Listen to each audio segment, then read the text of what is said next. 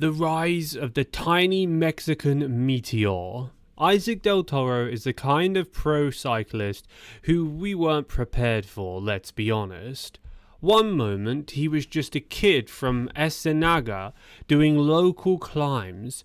The next he took the world by storm by dropping half the under-23 peloton like loose change out of his pockets and landing himself at UAE Team Emirates with the force of a volcanic eruption. But fame is deceptive. People imagine that he's living in a cloud of espresso shots, European villas and effortless watts. Nope.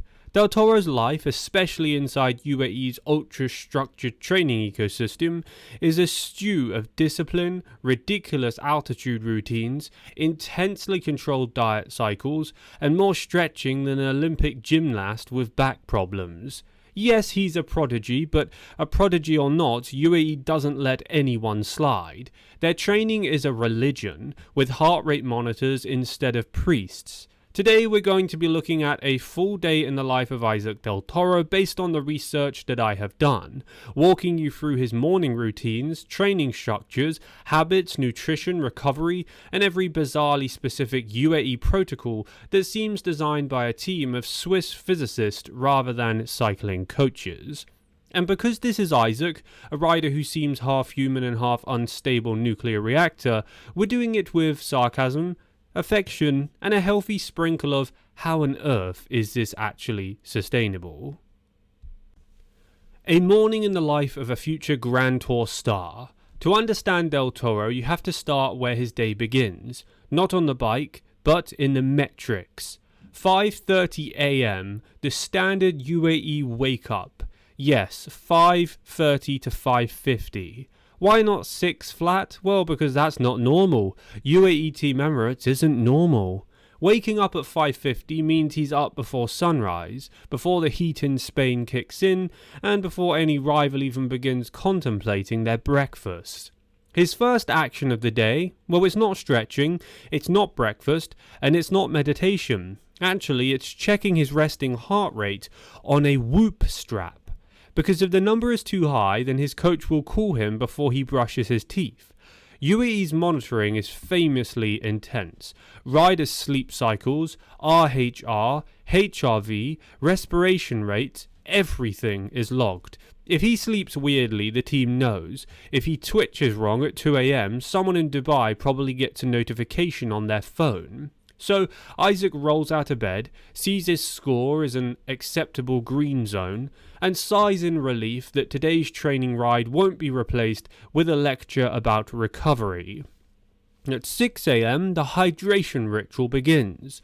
Before the sun kisses the Spanish horizon, Isaac is already drinking 500 milliliters of water with a hydration tablet, and occasionally he'll have a black coffee if he's entering what UAE calls double session days, meaning he's going to suffer before lunch and suffer again before dinner. Caffeine is a religious rite in pro cycling, but Isaac keeps it clean. The kid has enough natural energy to power Madrid's streetlights. 6:20 a.m, this is Breakfast of Champions, UAE edition. Breakfast in UAE is not food, it is fuel administered with surgical precision, as I like to call it.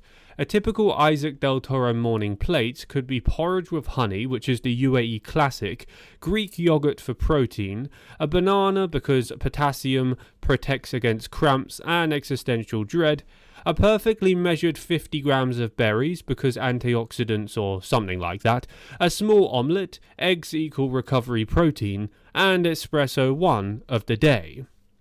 There is no buffet unless they're at a hotel or they're staying somewhere for the Tour de France or a huge event. There's no pancakes as far as I could see, and there's no, oh, I'll have an extra slice of toast. Every calorie is definitely monitored, every gram matters. Although they need high carb and lots of energy, if they were to somehow get heavier, it would definitely affect their performance. This is UAE, the team that weighs rice for riders like it's gold dust. Yes, Isaac still sneaks in the occasional craving, tortillas or spicy sauce, but only on rest days, and only if the team nutritionist isn't watching. 6:45 a.m, UAE's famous mobility routine. This is the part that cycling fans actually forget. Isaac Del Toro wakes up every morning and stretches like a ballet dancer who's late for rehearsal. UAE Team Emirates is obsessed with mobility of their riders. I think that they maybe, gauged it to longevity and not getting injured. Their riders don't touch a bike until their joints are warm and their glutes are alive. Isaac's warm-up routine includes hip openers, hamstring activation, glute bridges, which is the gym version of please work today legs, core breathing exercises, spine loosening. This lasts around 15 to 20 minutes and looks exactly as glamorous as a goat doing yoga. 7:15 a.m, the gear check begins. This is bike prepping, mentality, notes from the team. Del Toro heads to the garage, where a pristine Colnago V4 RS stands waiting like a perfectly behaved thoroughbred.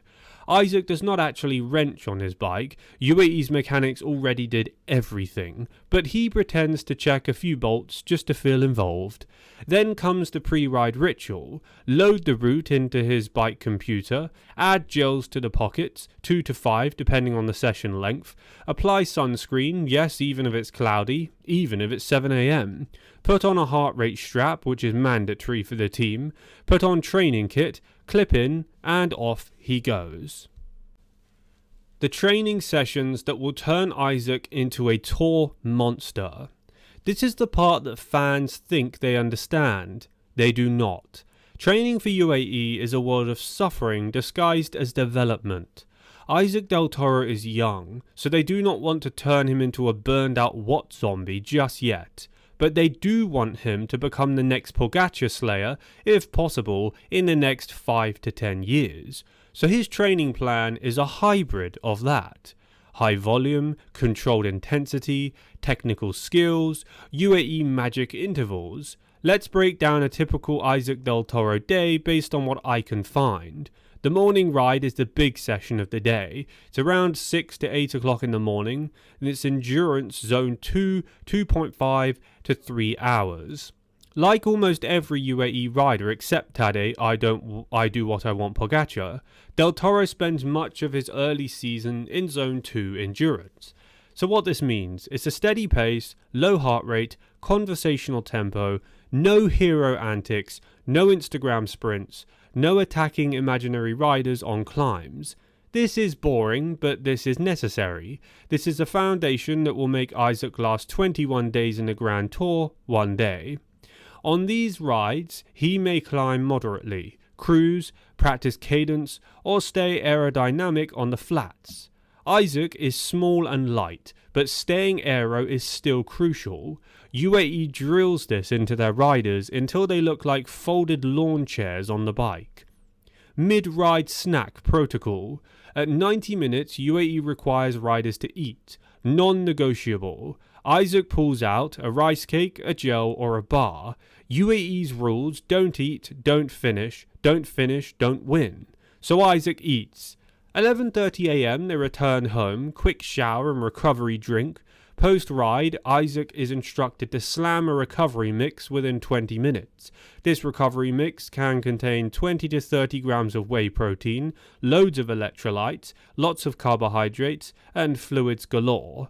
This fast-fed recovery approach keeps him from turning into a skeleton by July. Now at this point, most fans think he's done, but he's not.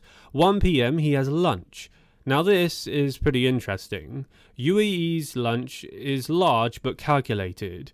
What I could find was chicken or salmon, rice or quinoa, which is measured, vegetables, lots, olive oil, another big thing, fruit. And do you notice what's missing here? Pizza, burgers, soft drinks, joy? Eating is not pleasure, eating is performance engineering for this team. UAE's nutrition team probably tracks his glycogen levels from space. If you have anything more to add to this video, please also comment down below in the comment section. If you are going to add anything more interesting, or let me know of any other things I've missed. Leave a like on this video to support the channel, and also subscribe as you will be kept up to date with all of the latest cycling news and all of the latest cycling drama.